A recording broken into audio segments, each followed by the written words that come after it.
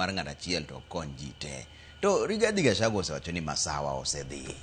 Mano kuro gin gilokore. Kuro ang'o mono ODM be kawo kom mana maber kaka mar Jalup jatend piny. Shida ni kanye. Onge okadagi. An okadagi. An ing'ena ja ODM gima biro nwa.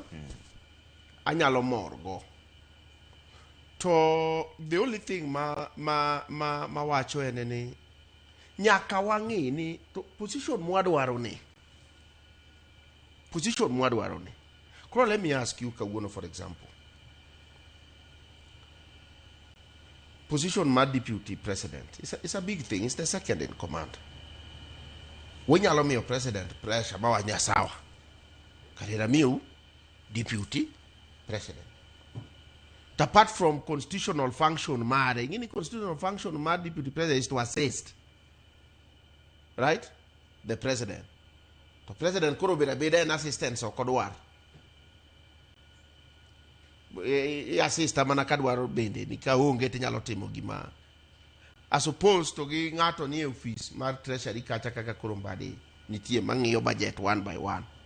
So gima adwaro ni kik wang'i mana the bigger ni position mar second ko biro we thank God to yo me wadware go ema mondo waloki methodology magini biro go ema mondo waloki mondo kik ng'ama bende konyowa mondo wayude ni wachini nikech ni ing'eyo inyalo chuna babawa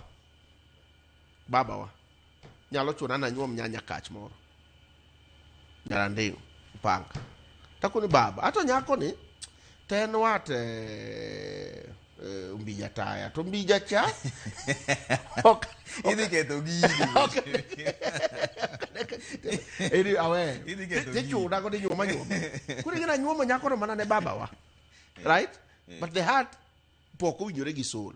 So gino ningo tim behind gine moro kanyo ma ina mana moro ma ok neni pressure the president is pressurized and because of that pressure emomiyo miyo wa position to nyalo wacho ni kare kauru magi to the rest amiyo other parts of the country. Okay.